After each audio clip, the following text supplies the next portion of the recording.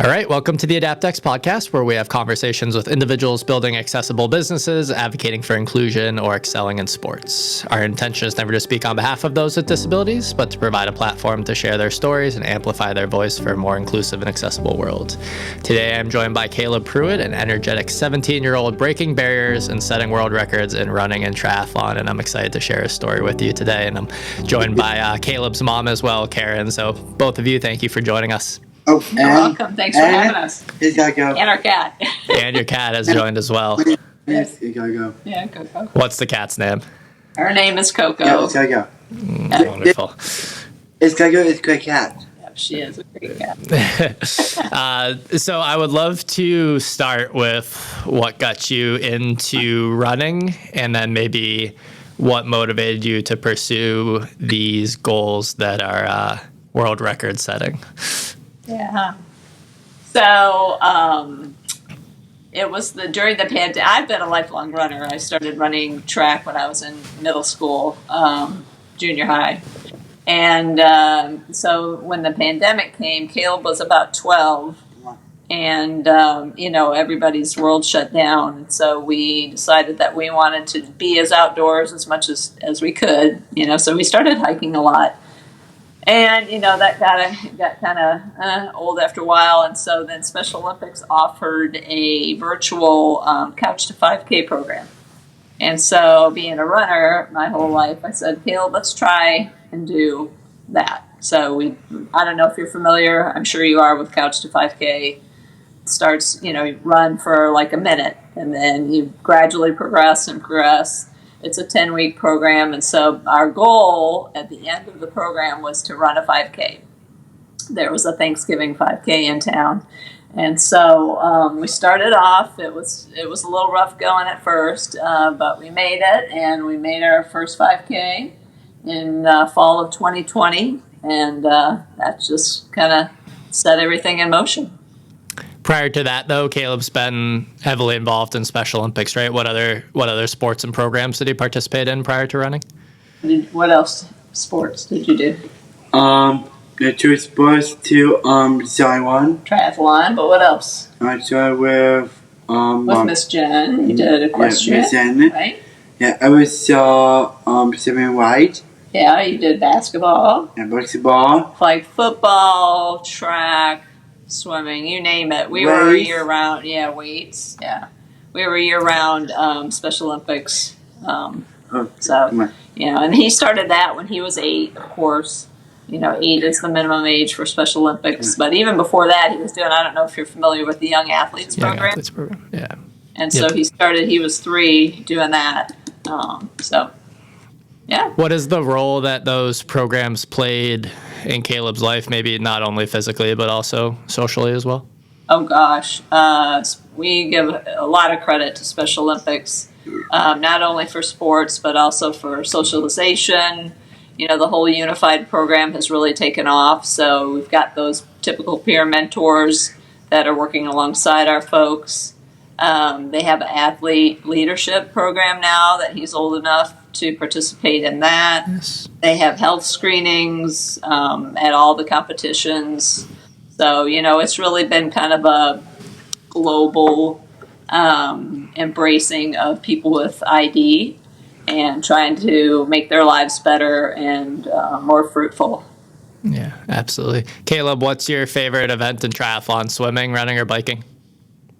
My favorite salmon is biking. Hiking. You like biking? Yeah. Nice. That's awesome. What was that process like? I know when I was in high school, I participated in like a Learn to Bike program for people with Down syndrome. What was the process of learning how to ride a bike like? Yeah, again, it was during the pandemic, and the one in-person event that we could find for the whole summer was this bike camp, I Can Shine bike camp down in Orlando. So we went down there for a week. There were, not many people involved because it was the pandemic, but it was a week-long program. He didn't quite learn how to ride a bike in a week, but it took maybe another 2 weeks before he really got it. We practiced every day. Remember when you learned to ride a bike? And Daddy was holding on to that bar on the back of his bike. And for stability, and so he got that, and then shortly after that, we started going to the rail trail here in town, and we were biking, 2 to 5 miles, like once a week, just to, keep his momentum going. Yeah, and Caleb's considered to be one of the youngest, if not the youngest, people with Down syndrome to complete a sprint and an Olympic distance try, correct? Yeah. Yeah. And you recently were recognized with a Guinness World Record. Can you maybe share what that was? Yeah, that was pretty cool. So, of course he started running, and, after he did the 5K in 2020, we thought, well, let's, up our goal a little bit more. So we set our sights on a 10K. He did that, and then 15K, which ironically enough is this weekend here in town. This will be his third 15K. It's the River Run. It's the biggest 15K in the nation. But he did that in 2023. And then, his buddy who actually made these shirts for us, Steven, said, we were finishing up. He said, a half a marathon's only 4 more miles, right? We thought, okay, well, we'll start training for that. So he did that, his first one in February of 2024. And so we applied to Guinness Book of World Records. They have a new category now for people with ID. And so it took a long time to get all the information into them, but they finally, sent the certificate. And where are you going?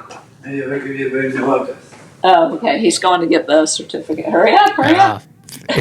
He could take his time.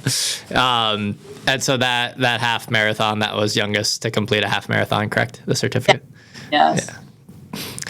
Yeah. Will you submit the marathon for another one? Oh, absolutely. Yeah. Awesome. Fingers crossed, he makes it completely. But, we're training really hard, and he's done 5 halves now, so okay. Oh, yeah. Here it is. Bring out the hardware. Yeah. So this came in the mail weeks ago. That's awesome. We're still trying to figure out where to hang Congrats, it. Caleb. Yeah, that's awesome. Thank you. So that was pretty exciting. Absolutely. And so, Caleb, I know you have a few runs between now and October, but can you share maybe what your next big goal is, either you or your mom? What's our next big race? Next big race on Saturday. Oh, it's on Saturday. And what is it? Saturday and River Run. The River Run. And your mom said that's a 15K, so that's about a 9-mile run, right? Yeah. And then your mom was telling me you guys have a big goal for October. You gonna run the Chicago Marathon?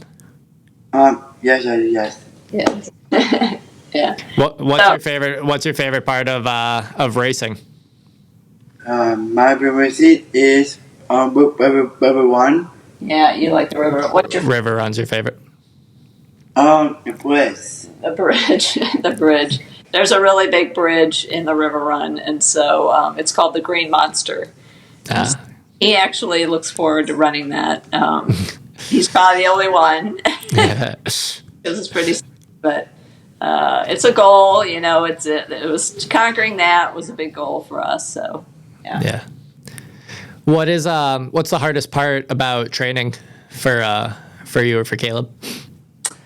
The hardest part, I think, for us is, we've been doing this now for going on 4 or 5 years, is really on his off days, days where he loses his focus, trying to rein that back in and trying to find the motivators for him. And I think, when you talk about inclusivity for people with ID, for us, in our experience, that's a big part of it, is finding somebody who can work with our folks, who understands that motivation piece. Because it's not like you and me, where, we know our goal is we want to do a certain time for 400, They're not really motivated that way in our experience.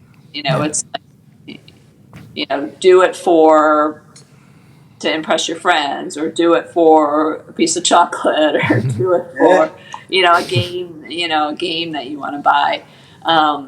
It's not so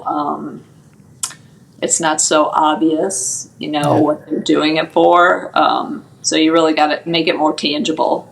Yep. Yeah, the intrinsic motivation piece, sometimes not as effective, like you mentioned, as the extrinsic kind of objectives and goals and such. What do you think races could do to more effectively support clients with ID, not just Down syndrome, but maybe other disabilities as well? Gosh. Or what have races that you guys have enjoyed the most done that has kind of made that experience positive? Just making sure that our folks are recognized and celebrated just like everybody else. People with Down syndrome have a different gait, most of them, and so their hips are wider, their bodies are made differently. And so a lot of them are slower. Their pace is slower. I know in our experience, Caleb is slower than the average runner. And so, to celebrate those folks in the back of the pack, just like the ones in the front are celebrated, that for us is huge. And we've had good experiences with that, and we've had not so good experiences with that. So, yeah.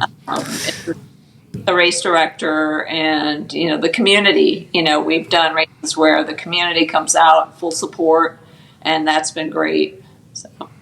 Yeah. Yeah. We're organizing a series of 5Ks, and like you said, some of the best stories happen from the athletes who finish in the back. Like, I know for my gym, we had a client post-stroke who came and did his first 5K during his recovery and rehabilitation process. And I made the mistake of kind of having everyone start together because I wanted that camaraderie at the beginning. But then it ended up that some people finished kind of beyond the point of people still hanging around with a 5K. Like maybe the majority of people finish between 25 and 40 minutes. And when it takes some people over an hour, people are starting to disperse a little bit and medal ceremonies and stuff. So we're going to encourage people who are going to take more than an hour to start a half hour early. So that way they can still finish with all the fanfare. I think that might be a better option.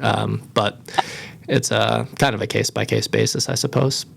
Right. I know with the bigger races, they do let, the wheelchair and the folks with disabilities start earlier. So that's a great tactic, because then, there's a chance that they can finish up with a lot of the difficult. Yep. Yeah, and I think that's some safety consideration as well, to have the chairs go off first. But Caleb gets to travel to Spain this year to compete in Aquathon. Is that correct? We are grateful for the support of our first show sponsor. Resolution Fitness offers leading brand health club equipment and accessories for residential and commercial use. In addition to traditional exercise equipment, they specialize in adaptive fitness products and wheelchair accessible machines. If you're interested in outfitting your fitness facility or home gym to be more accessible, visit www.resolutionfitness.ca or the link in the show notes below. We're still debating on that one or not. There's some question with World Triathlon whether he can have a partner or not. Their rules are different than USAT. USA Triathlon will allow folks with disabilities to have a partner with them, but World Triathlon is still working on it. So, okay, when is that race? That would be in June. June. Yeah. Awesome. There have been a variety of companies that have supported Caleb's running career. Are there any that you can maybe acknowledge, just so we can give them credit as kind of being supporters for the inclusivity in endurance sports? Well, we love, I have to say, give a shout out to Jonas Paul Eyewear, who designed these glasses. They're for active people with disabilities. They're a little bit, actually they're made for active kids, but they're the way these eyeglass, the back of the eyeglass is molded so it's more secure. So he doesn't have to wear that glasses strap like he used to have to. Summit Snacks, we love chocolate. I don't know if you noticed that, but we do. We do love chocolate. Summit Snacks is chocolate with some added, antioxidants. It's healthy chocolate. And actually, the owner of the company is a woman who has a child with Down syndrome herself. And so we love that company as well. Newton Shoes. I don't know if you can see. That's the skyline there. Yeah. Jacob and I ran for Newton for a couple of years as well. So we have a lot of Newton shoes. I got the Boston model actually right next to me over here. So. I don't know if my shoes are quite stocked. They've been great. He's worn those ever since he started running. And he really likes Newton. I guess it's a zero drop for most of them. And so he likes that. And then Caterpies. I don't know if you're familiar with Caterpies. No, I'm not. They're the no-tie shoelace. So they have the little, they have these little knots in them. So you don't have to worry about tying your shoes. Nice. So, yeah. Yeah. That's awesome. So, and then, we're going to be in the fall when we do Chicago, we're going to be running as part of Team NDSS, which is the National Down Syndrome Society. And so, they've been super encouraging with Caleb the whole way. The Tesori Foundation is another foundation that's also been super supportive and encouraging. The more we do, the more we find people who are supportive, and the more we have parents of younger ones reach out to us and say, thank you for sharing his story because you're encouraging me. I have a 2-year-old with Down syndrome or what have you. I know that my child can probably do more than what society has told me. Yeah. Was there anyone that was that representation or that inspiration for you guys? I know Chris has obviously gotten a lot of recognition over the last 4 or 5 years. Sure. Chris was one, and then there's a couple other folks with Down syndrome, but some typical folks as well, when you're talking about triathlon. Kyle Kuhn is another. I don't know if he's a blind individual. He's a triathlete, but we met him at a para camp this summer. Very encouraging and supportive. And so, it's just been a great experience so far, and we hope to continue it. One thing we're working on with a university here in Boston is trying to build a technological solution that would help people with disabilities train more regularly. So whether that's someone who's blind, get access to a guide, and we're trying to figure out what could help someone with an intellectual disability be more active. Do you have any recommendations for what supports could be in place that would maybe allow Caleb to train more independently or connect with peers to train with instead of training with you maybe? Yeah, we've had good success with unified partners and just with community friends, running groups particularly. We've had a number of good friends who have offered to run and train with him. Really for us, it's, he's still in school. And so finding the time to train, when he graduates, hopefully there'll be more time during the day that he can, be with somebody else. But for now, this is what works. We do group training on Saturdays, and on Wednesdays we meet with our track club.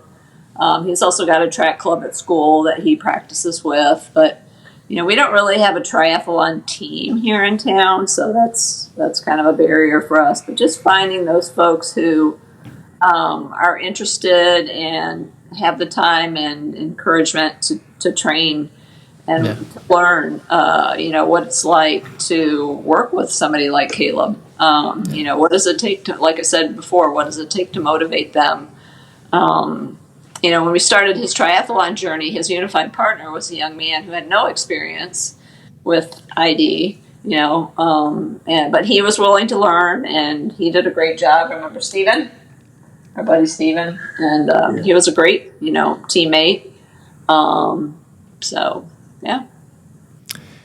What are your big goals, or what are Caleb's big goals? Maybe not just for running, but does he have interests that he wants to pursue from like an occupational standpoint when he ages out of the school system or when he graduates? What do you want to do for a job? A good job to Publix. Yeah, Publix. I don't know if you've heard of Publix down up there, Publix supermarkets. They've been great about hiring our folks, and his dad and I both worked at Publix before we retired. His sister works at Publix, so we're a Publix family. So, he's always loved to see the people there and pretend like he's cashiering. What other place do you want to work at? Next is Happy Brew. Happy Brew. So Happy Brew. Caleb has his own cookie company. I don't know if you know that. So so we do wholesale cookies to Happy Brew, and it's a coffee shop, and so they resale them. And they employ people with disabilities. It doesn't matter what the disability is. Inclusive work setting. They have universal design in their shop, which is awesome. Nice. So, that's a goal as well. He also wants to work at the gym. We go to the gym pretty regularly. And they've been great as well to, be inclusive and do what they can to help him. Yeah. Our podcast does focus a lot on fitness, since one of the things the nonprofit does is teach fitness professionals about inclusion. So what do you think gyms could do more effectively to support people like Caleb? Just an awareness, I think, that our folks do want to live healthier, so when they come into the gym, be encouraging. I know some gyms are kind of, tougher than most, but having somebody there who can maybe welcome them, show them the equipment, show them what would be most appropriate for them, have that personal trainer walk side by side with them for the first week or so, 2 weeks, and show them what they could do for themselves, because everybody's different. To make themselves healthier. It doesn't have to be, you don't have to go all out. When we started, we did the circuit room, and that was great for us. It touched on pretty much all the major muscles, and we could do it in half an hour, so it was great. Then we usually did the treadmill or biked after that.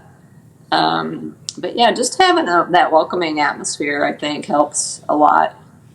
So awareness and culture, and maybe some trainer education and stuff, and knowledge about disabilities. For people who want to follow along with Caleb's journey and his running endeavors, what's the best place to connect with you? Oh gosh, so we're on most of social media. Caleb's Crew is what we're known as, and that started from when I was a little kid. But it's been a great journey. We've had a lot of, we're on Instagram, we're on Facebook, TikTok, we're on Threads, we're on X, not very much, but any of those really, we try and share something every day or every other day about, where his journey is leading, not just sports, but also, like you said, he's graduating in a couple of years, and, what does that look like? As a young adult with a disability, and just trying to encourage other people in their own journeys. Yeah, absolutely. Well, I'm looking forward to following along with yours.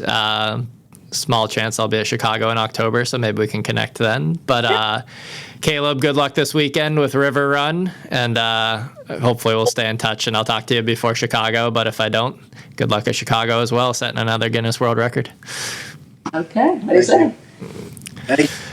Yeah. Thank you for listening to the AdaptX Podcast. Our effort to amplify the ideas of our guests and create more inclusive and accessible industries is futile unless these episodes reach a larger audience. If you enjoyed our discussion today, please leave us a rating or a review on whichever platform you use.